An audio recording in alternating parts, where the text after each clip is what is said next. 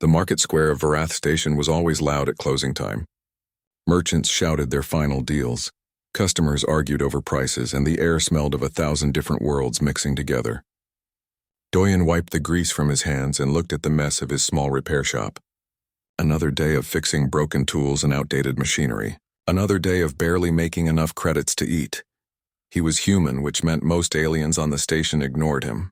Humans were new to the galactic community. Most species saw them as primitives who got lucky with faster-than-light travel. Doyen didn't mind.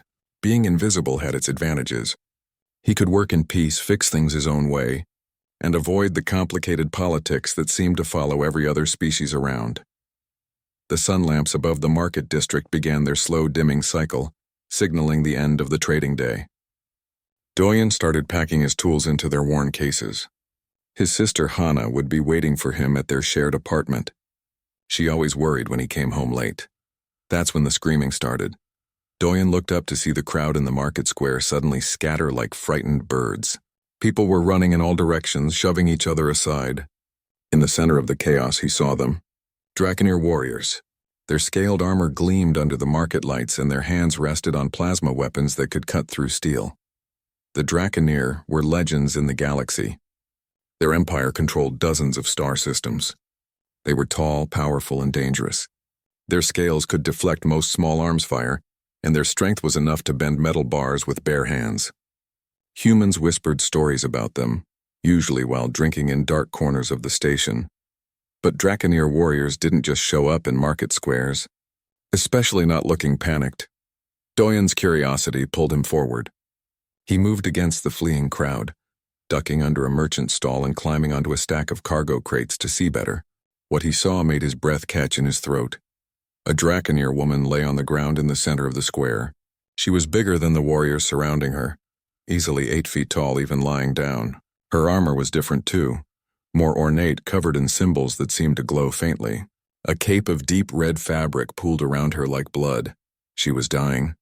Doyen could see it in the way her chest heaved, in the flickering of her bio-armor, in the thin wisps of smoke rising from the mechanical regulator embedded in her chest plate. The warriors formed a defensive circle around her, weapons drawn, but they looked helpless. One of them was shouting into a communication device, probably calling for medical help. Another knelt beside the fallen woman, pressing his clawed hands uselessly against her armor. Doyen knew what he was looking at. That regulator in her chest wasn't medical. It was mechanical. He'd seen similar devices before, usually in heavy machinery or power suits. It helped distribute and control massive amounts of energy. If it failed, the feedback would cook someone from the inside out. The woman's golden eyes opened for a moment, unfocused and filled with pain. Her mouth moved, but no sound came out. Then her eyes closed again, and the glow in her armor dimmed further. Nobody in the crowd was helping. They were too afraid. The Draconeer warriors weren't letting anyone close anyway. But Doyen saw something the warriors didn't understand. This wasn't a medical emergency. This was an engineering problem. He jumped down from the crates and grabbed his tool case. His hands were shaking, but his mind was clear. He pushed through the last few onlookers and walked straight toward the circle of armed warriors. 3 plasma rifles immediately pointed at his chest. One warrior stepped forward, scales bristling with aggression. He said something in the Draconeer language, harsh and commanding. Doyen didn't speak it, but the meaning was clear enough. Stay back or die. Doyen raised his hands, showing his tool case. He pointed at the fallen woman, then at the case, then made a twisting motion with his hand. The universal gesture for fixing something. The warrior looked confused.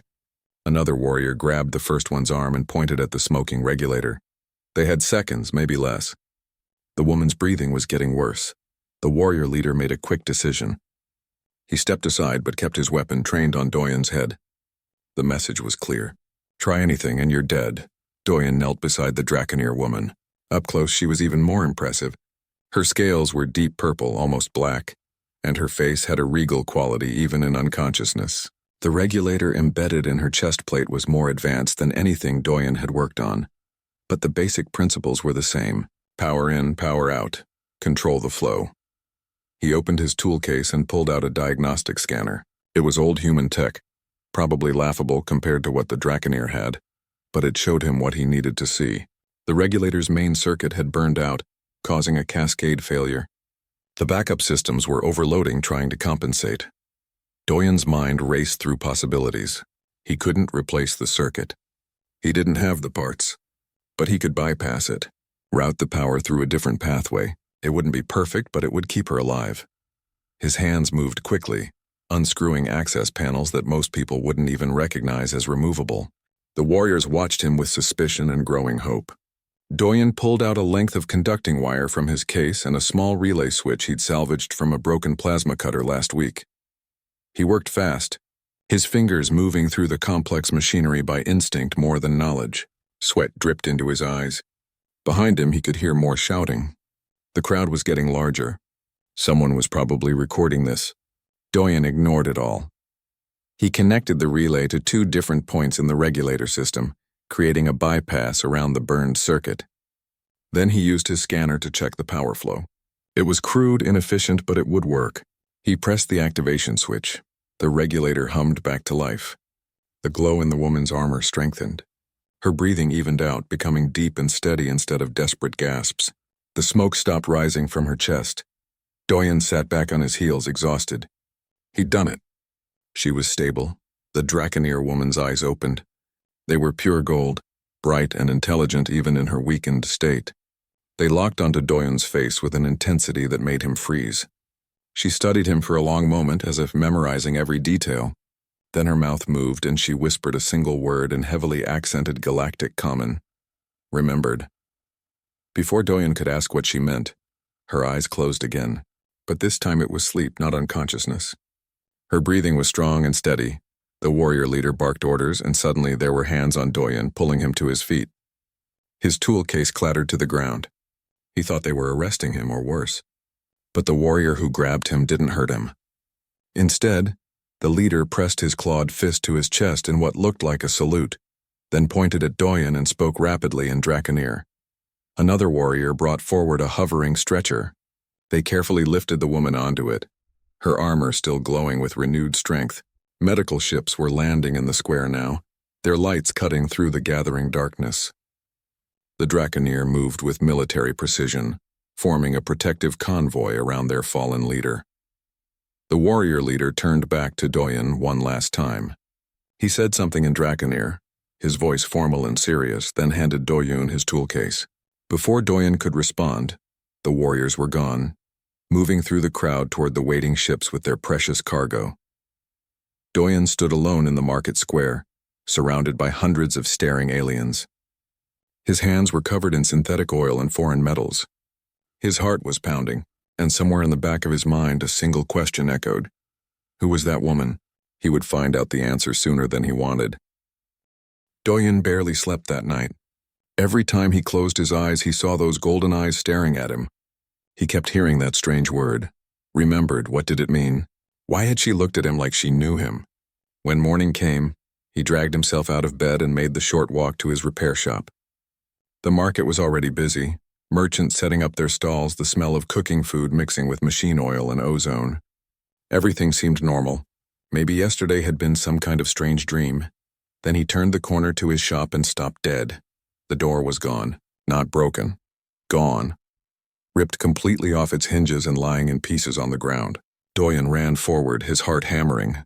Inside, his shop looked like a war zone. Every drawer had been pulled out and emptied. His workbench was overturned. Tools were scattered everywhere, but his expensive equipment was missing. His computer terminal was smashed, the screen cracked into a spiderweb pattern. Someone had torn his shop apart looking for something, or destroying everything he owned. Doyen's hands shook as he picked through the wreckage. His backup drives were gone, his client records wiped. Even his personal belongings from the small back room where he sometimes slept had vanished. It was like someone wanted to erase every trace of him. He pulled out his communication device and tried calling Hana. The line connected, then immediately cut off. He tried again. Same result. A cold fear settled into his stomach. He ran.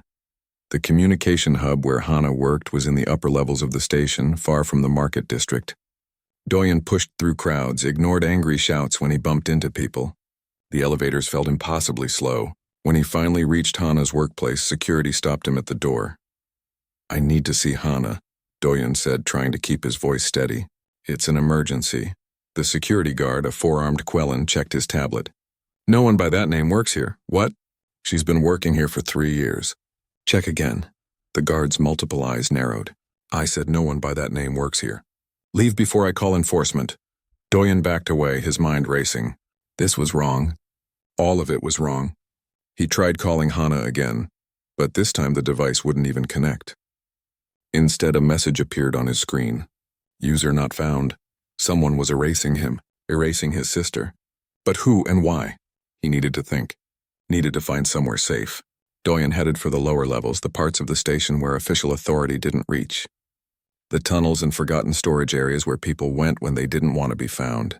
He knew someone there. Jiwon ran a small smuggling operation, moving goods and sometimes people across the station without official documentation. She and Doyen had grown up in the same Earth colony before they both ended up on Verath. She owed him a few favors. Finding Jiwon's current hideout took 2 hours of asking careful questions and following coded directions. When he finally knocked on the unmarked door in sub-level 9, he was exhausted and terrified. Jiwon answered with a plasma pistol in her hand. She was short for a human, barely 5 feet tall, but she had a reputation for being dangerous when crossed. Her black hair was cut short and her eyes were always calculating odds and angles. Doyen? She lowered the gun, looking surprised. What are you doing down here? You look terrible. I need help, he said simply. She pulled him inside and locked the door behind them. Her hideout was small but organized, filled with crates of questionable cargo and computer equipment that definitely wasn't legal. Another woman sat at one of the computers, fingers flying across multiple screens. She barely glanced at Doyen. Talk, Jiwon said, pouring him a cup of something that smelled like coffee, but probably wasn't. Doyen told her everything, the collapse in the market. The Draconeer woman, coming home to find his life destroyed. Jiwon listened without interrupting, her expression growing more serious with every word. When he finished, she was quiet for a long moment. Then she turned to the woman at the computer. Pull up yesterday's security footage. Market Square evening. The woman's fingers danced across the keyboard. Images flashed across the screen. Then she stopped, rewinding to show the Market Square. Doyen saw himself kneeling beside the fallen Draconeer woman. Saw the moment he fixed the regulator. Saw those golden eyes opening. That, Jiwon said quietly, is Empress Vyra Telonis, ruler of the Draconeer Empire, one of the 5 most powerful beings in the known galaxy. Doyen felt the blood drain from his face. I saved an empress? You did more than that. Jiwon gestured to another screen. This footage went viral across the galactic network within an hour. A human, one of the primitive species, saving the Dragon Queen while her own warriors stood helpless. Do you understand what that means? That people are happy she's alive? That people are furious you made them look weak. Jiwon pulled up more screens showing news feeds and discussion forums. The Draconeer have enemies. Lots of them. Political rivals, competing empires, internal factions. Your little act of heroism just ruined someone's very expensive assassination attempt. The word hit Doyen like a physical blow. Assassination. Someone had tried to kill the Empress, and he'd stopped them. The woman at the computer spoke for the first time. He's right to be scared. Look at this. She pulled up what looked like financial records. Someone paid a lot of money to scrub his identity from official databases. His shop lease canceled, his resident permit revoked. Even his sister's employment records have been altered to show she never existed. Where is Hana? Doyen demanded. Is she safe? Unknown, the woman kept typing. But whoever is doing this has serious resources. Government-level access may be higher. Jiwon paced back and forth, thinking. You've become a problem, Doyen. You're a witness to an attempted assassination, and you're proof that humans aren't as useless as some species like to claim. There are powerful people who want both of those facts to disappear. What do I do? Normally, I'd say run. Get off this station, change your identity, disappear into the outer colonies. Jiwon stopped pacing and looked at him. But you can't, they've already flagged you in the system. Every port, every checkpoint will be looking for you. And your sister is missing. Doyen felt hopeless. He was just a mechanic. He fixed broken things. He didn't know how to fight conspiracies or avoid assassins. The woman at the computer made a surprised sound. We've got an incoming transmission. Encrypted high-level military protocol. Draconir signature. Jiwon and Doyen both stared at her. Can you decrypt it? Shaiwan asked. Already done. It's audio only. She played the message. A deep voice spoke in heavily accented Galactic Common. Human Doyen, the Empress remembers your service. You are in danger. Those who struck at her now hunt you. We offer protection and safe passage to Draco's Prime. A ship waits at Docking Bay 47. You have 2 hours to decide. The Empress does not forget her debts. The message ended. Silence filled the small hideout. It's a trap, Jiwon said immediately. Maybe, the other woman said. Or maybe it's real. The Draconir take honor seriously. If he saved their Empress, they might actually want to protect him. Or they want to question him. Find out who hired him to sabotage the regulator. I didn't sabotage anything, Doyen protested. I know that. They might not. Doyen's mind was spinning. Stay on the station and hide from assassins and corrupt officials. Or trust the Draconir and possibly walk into an interrogation or worse. Neither option felt safe, but at least with the Draconir he might find out what happened to Hana. I'm going, he said. Jiwon grabbed his arm. Doyen, think about this. The Draconir aren't humans. They don't think like us. Their concept of honor might mean protecting you, or it might mean executing you to tie up loose ends. Do I have a better choice? She couldn't answer that. After a moment, she let go of his arm. Fine, but I'm coming with you. At least to the docking bay. If this looks wrong, we run. Thank you. Don't thank me yet. We might both be dead in 2 hours.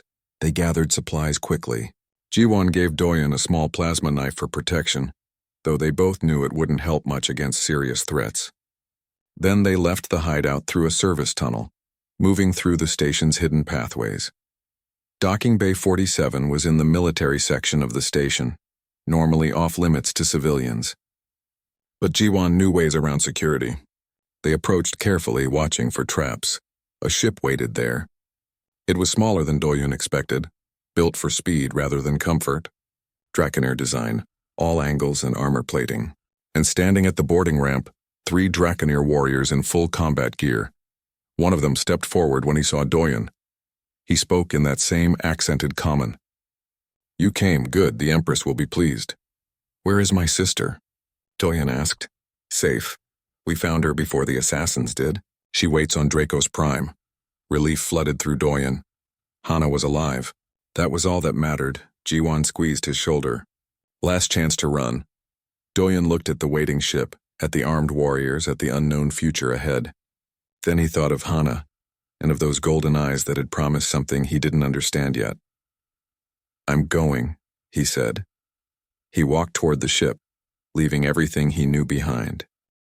The journey to Draco's Prime took 3 days in faster-than-light travel.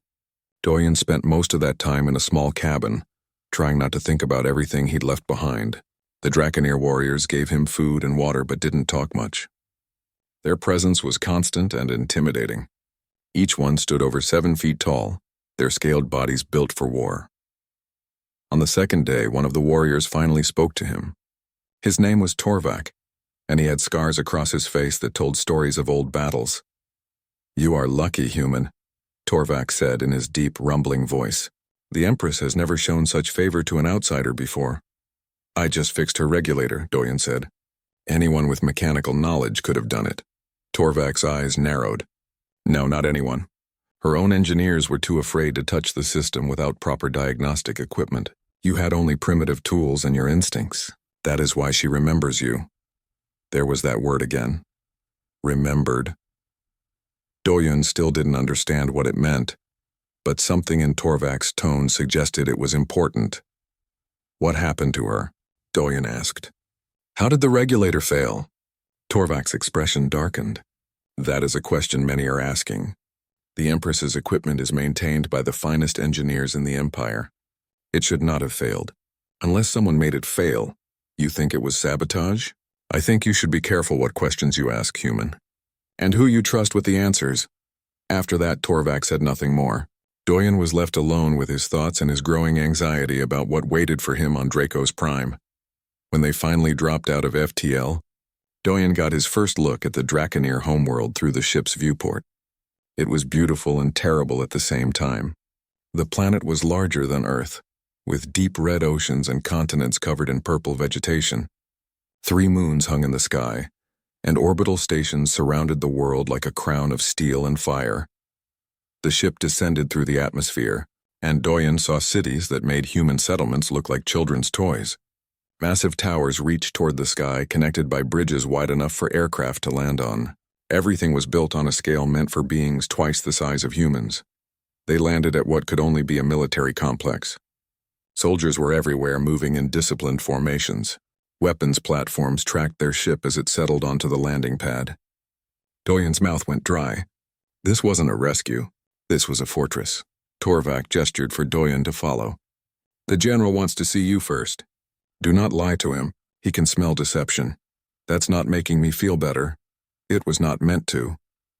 They led Doyen through corridors that seemed designed to make visitors feel small. The ceilings were impossibly high. The doorways were wide enough to drive vehicles through.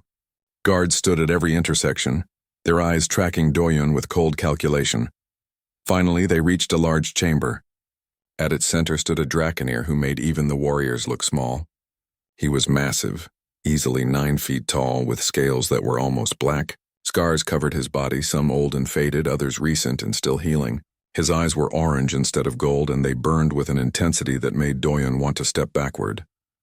"This is General Terran," Torvak said quietly. "Show respect." General Terran studied Doyen the way a predator studies prey. When he spoke, his voice was like grinding stone. "So, you are the human who saved our Empress?" It wasn't a question, but Doyen answered anyway. "Yes, sir." "Why?" The question caught Doyen off guard. "Because she needed help. Because no one else was doing anything. You did not know who she was. You did not know if helping her would bring reward or punishment. Yet you risked yourself anyway." Terran stepped closer, looming over Doyen. "Why?" "Because it was the right thing to do." Terran made a sound that might have been a laugh or a growl. "The right thing. Such a human concept. Tell me, mechanic, do you know anything about Draconeer politics?" "No, sir." "Then let me educate you. Our Empress has ruled for 73 years. She has united our people, expanded our territory, and made us one of the strongest powers in the galaxy. She has also made many enemies. Some are external, rival empires that fear our strength. Others are internal, nobles who believe they could rule better." Doyen's stomach twisted. "You think someone in your own government tried to kill her?" "I do not think." "I know." Terran pulled up a holographic display showing complex diagrams of the regulator system. This failure was not an accident. Someone with intimate knowledge of our technology sabotaged the Empress's regulator with a virus designed to cause a cascade failure in a public place. The goal was to make her look weak, to shake confidence in her rule. But I fixed it. Yes. You fixed it with primitive human tools and no understanding of our technology. You should not have been able to. Yet you did. Terran's eyes narrowed. Some believe you were part of the conspiracy. That you sabotaged the regulator and then fixed it to gain the Empress's trust. Fear shot through Doyen. That's not true. I'd never seen her before that day. I don't know anything about Draconeer politics or conspiracies. I just saw someone dying and tried to help. I believe you, Terran said, surprising him. A conspirator would have a better story prepared. Your confusion is too genuine. But others in the court will not be so easily convinced. They will see a human, a member of a species barely accepted into galactic society, who somehow possessed knowledge that our own engineers lacked. They will ask questions you cannot answer safely. Then why did you bring me here? Because the Empress commanded it. And what the Empress commands, we obey. Terran deactivated the hologram. You will stay in the palace under guard. You will help us investigate the sabotage. And if you are lying, if you had any part in the conspiracy, I will personally tear you apart. Do you understand? Doyen's throat was dry, but he managed to speak. I understand. Good. Torvak, take him to his quarters. Make sure he has everything he needs, and make sure he does not leave. Torvak saluted and gestured for Doyen to follow. They left the chamber, walking through more endless corridors. Doyen's mind was racing. He was a prisoner, not a guest. And his life depended on proving his innocence in a conspiracy he didn't understand. The quarters they gave him were larger than his entire shop back on Varath Station. A bedroom, a sitting area, even a small workspace with tools and equipment. It would have been comfortable if not for the 2 guards stationed outside his door. Doyen collapsed onto the bed, exhausted and overwhelmed. He'd gone from fixing broken machinery to being caught in galactic politics in less than a week. All because he'd tried to help someone. A soft chime announced a visitor. The door opened and a human woman walked in. She was older than Doyen, maybe in her 40s, with black hair streaked with gray and eyes that had seen too much. She wore practical work clothes and carried a tablet computer. "Hello," she said in Korean, surprising him. "My name is Sora. I'm an engineer here. The general thought you might want to talk to another human." Doyen sat up quickly. "You work for the Draconeer?" "With them, not for them. I've been here for 5 years designing hybrid systems that combine human and Draconeer technology." She sat down in a chair across from him. "I heard what you did on Varath Station.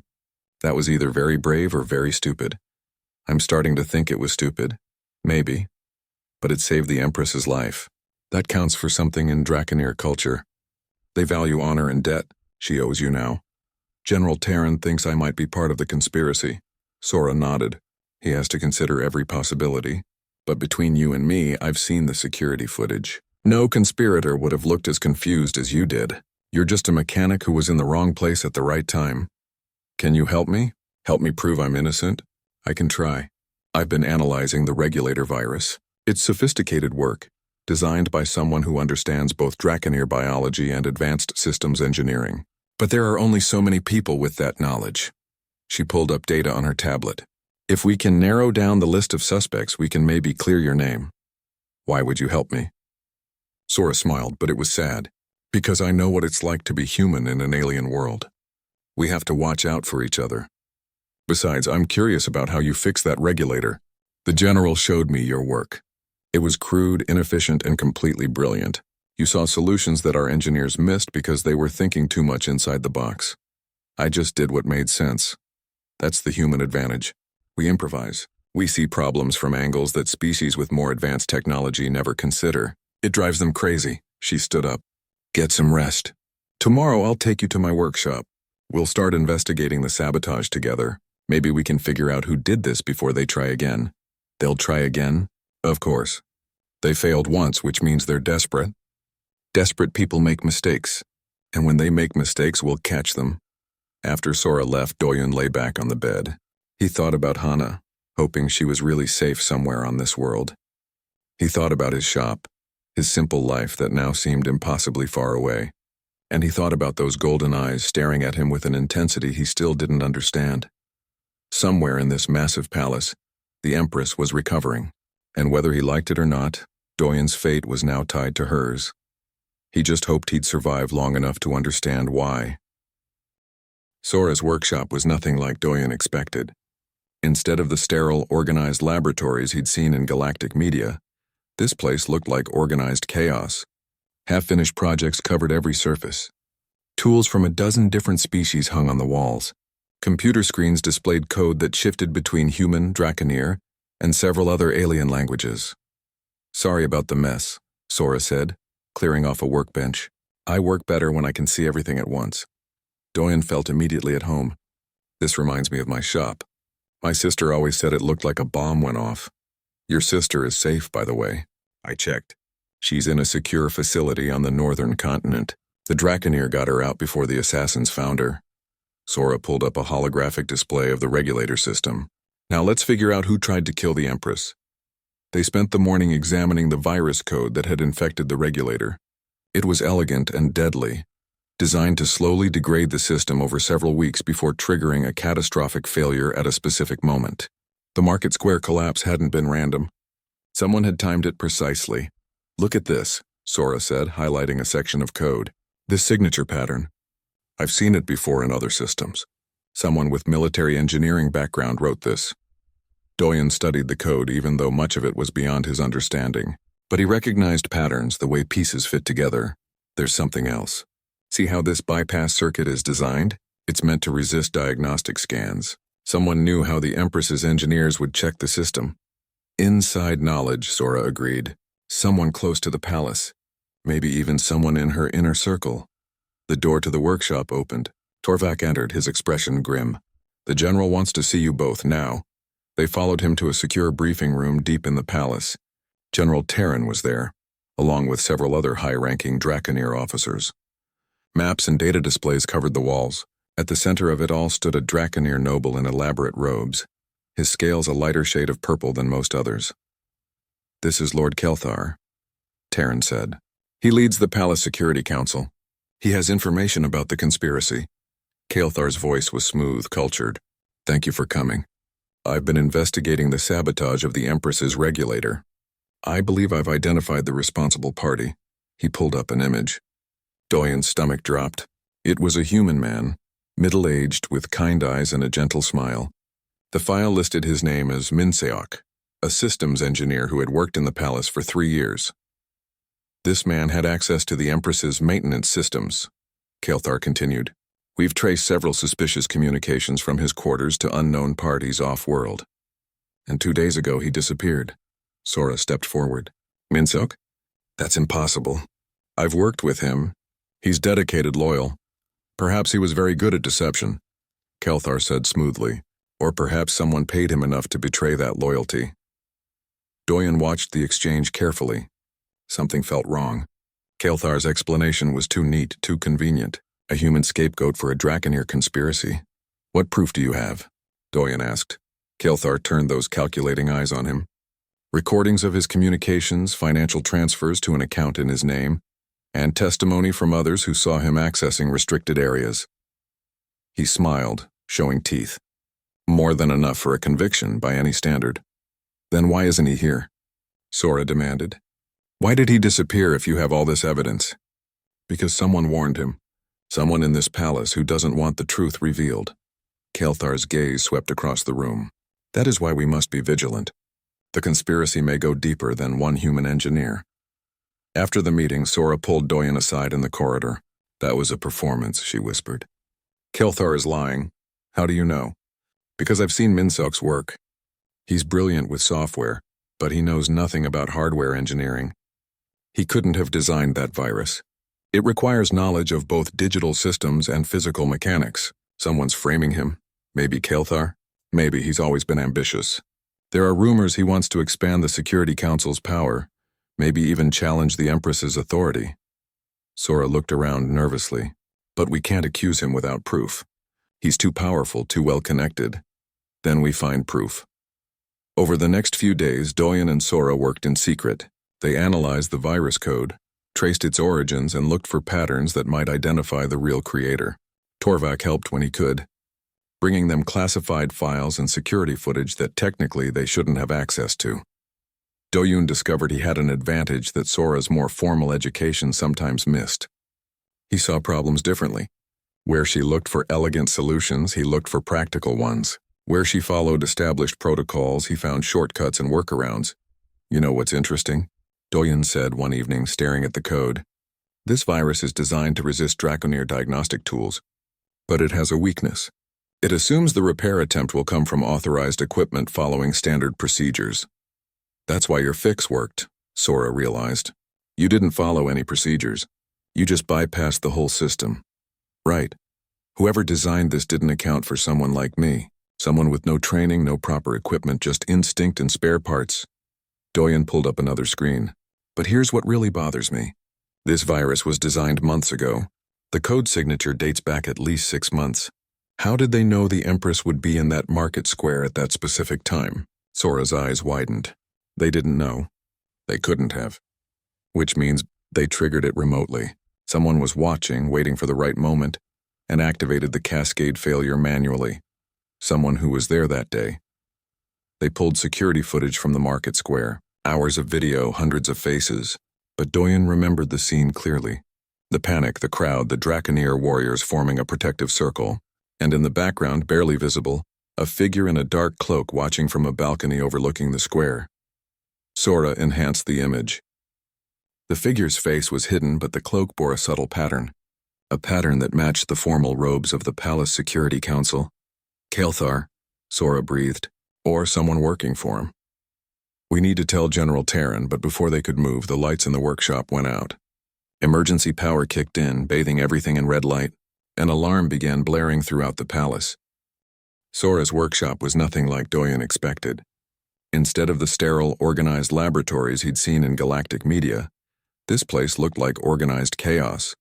Half-finished projects covered every surface. Tools from a dozen different species hung on the walls. Computer screens displayed code that shifted between human, Draconeer, and several other alien languages. "Sorry about the mess," Sora said, clearing off a workbench. "I work better when I can see everything at once." Doyen felt immediately at home. "This reminds me of my shop. My sister always said it looked like a bomb went off. Your sister is safe, by the way." I checked. "She's in a secure facility on the northern continent. The Draconeer got her out before the assassins found her." Sora pulled up a holographic display of the regulator system. "Now let's figure out who tried to kill the Empress." They spent the morning examining the virus code that had infected the regulator. It was elegant and deadly, designed to slowly degrade the system over several weeks before triggering a catastrophic failure at a specific moment. The Market Square collapse hadn't been random. Someone had timed it precisely. "Look at this," Sora said, highlighting a section of code. "This signature pattern. I've seen it before in other systems. Someone with military engineering background wrote this." Doyen studied the code even though much of it was beyond his understanding. But he recognized patterns, the way pieces fit together. "There's something else. See how this bypass circuit is designed? It's meant to resist diagnostic scans. Someone knew how the Empress's engineers would check the system." "Inside knowledge," Sora agreed. "Someone close to the palace. Maybe even someone in her inner circle." The door to the workshop opened. Torvak entered, his expression grim. "The general wants to see you both now." They followed him to a secure briefing room deep in the palace. General Terran was there, along with several other high-ranking Draconeer officers. Maps and data displays covered the walls. At the center of it all stood a Draconeer noble in elaborate robes, his scales a lighter shade of purple than most others. "This is Lord Kelthar," Terran said. "He leads the Palace Security Council. He has information about the conspiracy." Kelthar's voice was smooth, cultured. "Thank you for coming. I've been investigating the sabotage of the Empress's regulator. I believe I've identified the responsible party." He pulled up an image. Doyen's stomach dropped. It was a human man, middle-aged, with kind eyes and a gentle smile. The file listed his name as Minseok, a systems engineer who had worked in the palace for 3 years. "This man had access to the Empress's maintenance systems," Kelthar continued. "We've traced several suspicious communications from his quarters to unknown parties off-world. And 2 days ago he disappeared." Sora stepped forward. "Minseok?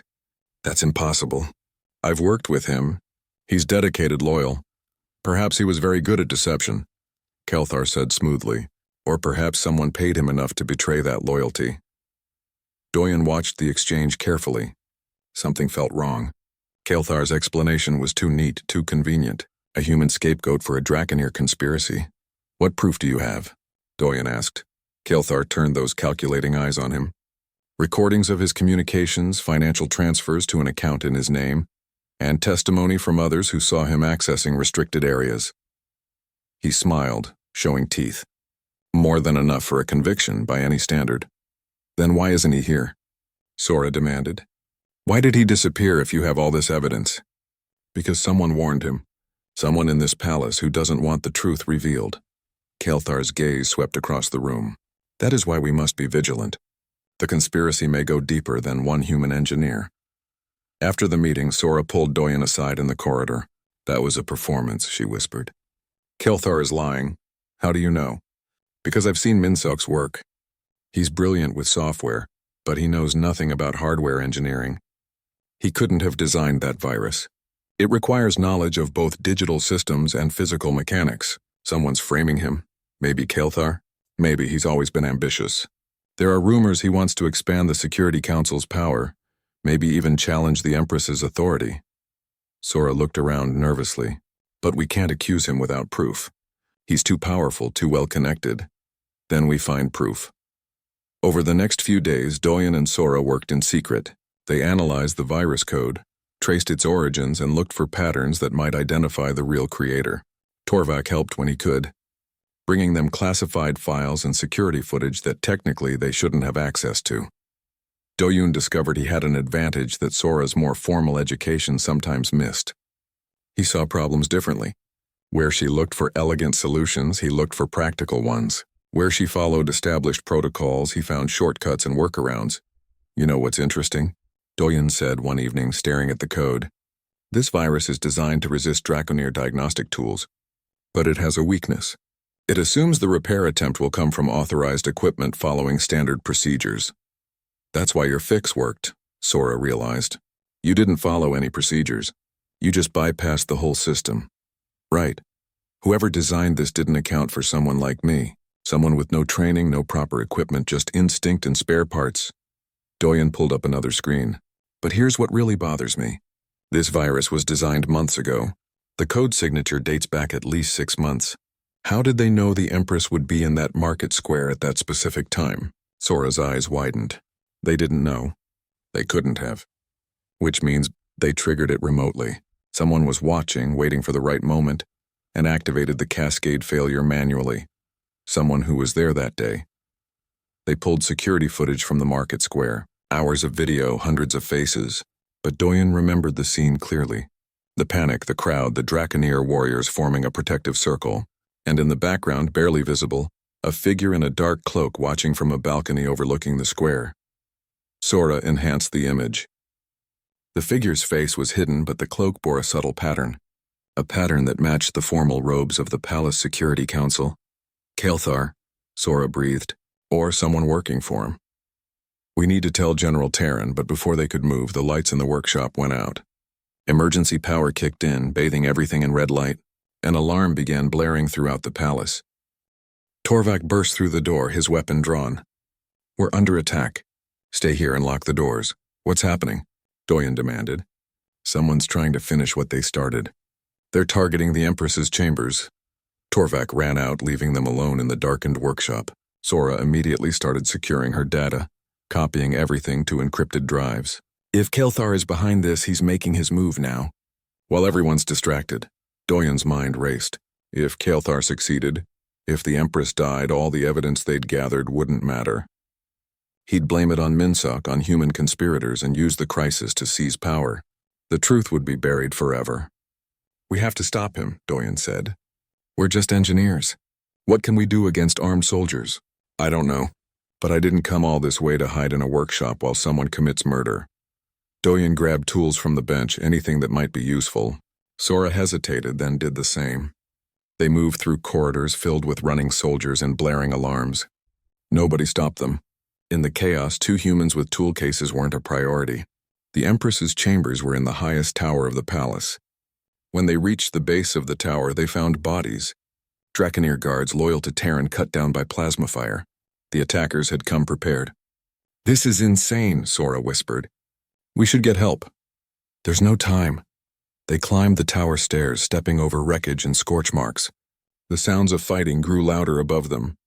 Doyen's heart hammered in his chest. He was just a mechanic. He'd never been in a real fight. But he kept climbing. At the top, they found a scene of devastation. A dozen guards in Security Council uniforms had overwhelmed the Empress's protectors. General Terran fought like a demon, his claws tearing through armor, but even he was being driven back. And at the center of it all, Lord Kael'thar stood before the Empress's chamber door, holding a device that pulsed with ominous energy. This is for the future of the Empire, Kael'thar said loudly. The Empress has grown weak, too willing to accommodate lesser species. Under my guidance, the Draconeer will reclaim their rightful place as the dominant power in the galaxy. He activated the device. Doyen recognized it immediately. It was a military-grade electromagnetic pulse, designed to disable all technology in the chamber beyond, including the Empress's medical systems. Without thinking, Doyen ran forward. Someone shouted. A plasma bolt seared past his head. He didn't stop.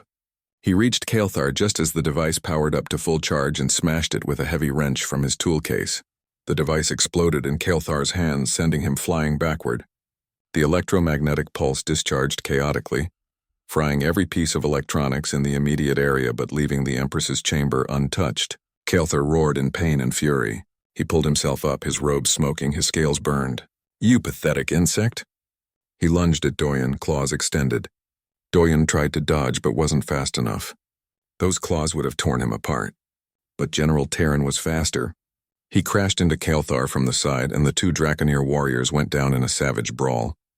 Within seconds, Terran had Kael'thar pinned, claws at his throat. Call off your soldiers, Terran growled. Or die here. Kael'thar laughed, even with defeat staring him in the face. Kill me, it changes nothing. I am not alone. This movement will continue long after I'm gone. Then you can explain that to a military tribunal. More soldiers arrived, loyal ones this time. They secured Kael'thar and his conspirators. Medics rushed in to help the wounded. And through it all, Doyen stood there shaking, barely believing he was still alive. The chamber doors opened. Empress Vyra emerged, leaning on a support staff but very much alive. Her golden eyes found Doyen immediately. Twice now, she said in that deep, resonant voice. Twice you have saved my life, little human. Doyen couldn't find words. He just nodded. The Empress smiled, an expression both beautiful and terrifying on her draconic features. I think it is time we spoke properly. The Empress's private chamber was not what Doyen expected. He'd imagined something grand and imposing, filled with gold and weapons and symbols of power. Instead, it looked almost comfortable. Books lined the walls, real paper books from dozens of worlds. Soft lighting replaced the harsh military glare of the rest of the palace. It felt like a place where someone actually lived, not just ruled. Empress Vyra sat in a chair designed for her massive frame, but she'd removed most of her ceremonial armor. She looked tired, Doyen thought. Not weak, never weak, but tired in a way that came from carrying too much weight for too long. Sit, she said, gesturing to a chair across from her. We have much to discuss. Doyen sat carefully. His whole body still ached from the fight. Sora was being treated by medics elsewhere, and General Terran was handling the arrest of Kael'thar's supporters. For the first time since arriving on Draco's Prime, Doyen was alone with the woman he'd saved. You must have questions, the Empress said. A lot of them. But I guess the biggest one is why. Why did you bring me here? Why protect me? Because I owed you a debt. In Draconeer culture, such debts are sacred. You saved my life when my own warriors could not. That binds us together. Is that what you meant when you said remembered in the market square? The Empress's expression shifted, became thoughtful. Ah, you caught that. Yes, but it means more than you understand. Remembered is not just a word for us. It is a concept, a promise. When a Draconeer says they remember someone, they mean that person's actions have been carved into their soul. They will never forget. They will never abandon them. Doyen felt the weight of that statement. That seems like a lot for just fixing a broken machine. It was not the act itself, but what it represented. You saw someone in need and you helped. You did not calculate the risk or the reward. You did not consider politics or power. You simply acted because it was right. The Empress leaned forward. Do you know how rare that is? How precious? Most beings in this galaxy think first of advantage, of what they can gain or lose. But you just helped. That is worth remembering. So what happens now? Kael'thar is arrested, but he said others share his beliefs. He did, and he was right. The Empress stood and walked to a window overlooking the capital city. There are those among my people who believe the Draconeer should dominate the galaxy, that we should rule through strength alone. They see cooperation with other species as weakness. Kael'thar was their loudest voice, but he was not their only voice. Will they try again? Certainly, but now we know their methods, and we have proof of their treason. General Terran is rounding up the conspirators as we speak. It will take time, but we will root them out. Doyen joined her at the window.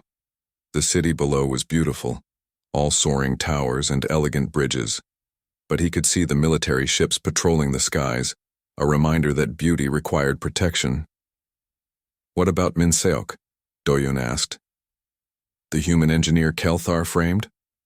Already found. He was in hiding, terrified for his life. He will be cleared of all charges and offered compensation for what he endured. The Empress glanced at him. Does it bother you that Kael'thar tried to blame a human? It bothers me that he tried to make this about species instead of individuals. Not all humans are good. Not all Draconeer are bad. We're all just people trying to survive. Wise words. Perhaps that is another reason I remembered you. You see clearly, without the filters of prejudice or propaganda. She turned to face him fully. I want to offer you a position, Doyen. Stay here on Dracos Prime. Be my personal engineer. Help bridge the gap between human innovation and Draconeer technology. You would be well paid, well protected, and your work would matter. It was a generous offer. More than generous. A few weeks ago, Doyen would have laughed at the idea that he'd ever be important enough to work for an empress. But now, standing in this chamber, he felt the weight of what accepting would mean. I'm honored, he said slowly. Really, I am, but I can't accept. The empress raised an eyebrow. Why not? Because that's not who I am. I'm not a diplomat or a politician. I'm not someone who works in palaces and makes decisions that affect millions of people. I'm just a mechanic. I fix things, simple things, broken things, and I was happy doing that. You could fix important things here. Help us design better technology, improve lives across the empire. Someone like Sora can do that. She's brilliant, educated, trained for this kind of work. Me? I'm at my best in a small shop helping people with everyday problems. A broken door lock, a malfunctioning food processor, a shuttle that won't start. Those things matter too, to the people dealing with them. The Empress was quiet for a long moment, then she smiled and it was warm and genuine. You surprise me, Doyen. Most beings would leap at such an offer. Power, prestige, wealth. But you choose simplicity. Perhaps that is the true difference between humans and many other species. You value the small things. We do, because we know what it's like to be small, to be underestimated and overlooked. We know that the galaxy doesn't revolve around us, so we focus on what's right in front of us, the things we can actually fix. Then I will not force you to stay, but I will grant you safe passage anywhere you wish to go, and I will ensure that no one, anywhere in Draconeer space, will threaten you or your family again. You have my word. Thank you. That means a lot. There is one more thing. The Empress pulled out a small device, no bigger than a coin. This is a communication token. If you ever need help, if you ever find yourself in danger, activate it. My forces will come. No matter where you are, no matter the situation. You saved my life twice, Doyen. That debt does not expire. Doyen took the token carefully. It was heavier than it looked, made of some material that seemed to absorb light. I hope I never have to use this. So do I. But the galaxy is a dangerous place. It helps to have friends in high places. The next day, Doyen prepared to leave. Hana had been brought to the palace, and their reunion involved a lot of tears and tight hugs.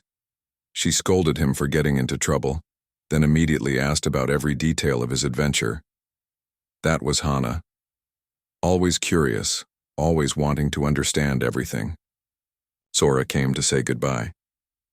I heard you turned down the Empress's offer. That was either very wise or very stupid. Probably stupid, Doyen admitted. But it felt right. Where will you go? Back to Vareth Station. My shop might be gone, but I can build a new one. It's what I know. The galaxy's going to be different now, you know. The video of you saving the Empress has spread everywhere. Humans aren't seen as quite so primitive anymore. You've changed how people think about us. I hope that's a good thing. Time will tell. Sora hugged him. Take care of yourself, Doyen. And if you ever change your mind about that job, look me up. I could use someone with your instincts on my team. General Terran provided a military escort back to Vareth Station. The journey was much more comfortable than the trip out had been. Torvak spent most of the flight teaching Doyen basic Draconeer phrases, which mostly involved ways to say, I am honored, and thank you for not killing me. When they arrived at Vareth Station, Doyen found his shop rebuilt. Not just rebuilt, but improved. New tools, better equipment, even an expanded workspace. A note from the Empress explained that it was the least she could do. Hana got her job, back at the communication hub with a promotion and a raise that she claimed was suspiciously generous. Their apartment had been upgraded too. Life was returning to normal, or at least a new version of normal. But things had changed. Doyen noticed it in small ways. Other humans on the station walked a little taller now. They weren't dismissed quite so quickly in business negotiations. Even aliens who'd previously ignored them now offered respectful nods in passing. One evening, a few weeks after returning, Doyen was closing up his shop when a young human woman approached. She looked nervous but determined. "Are you Doyen?" she asked. "Yes. Do you need something repaired?" "No, I just wanted to meet you. You're kind of famous now. The human who saved the Dragon Queen." Doyen felt uncomfortable with the attention.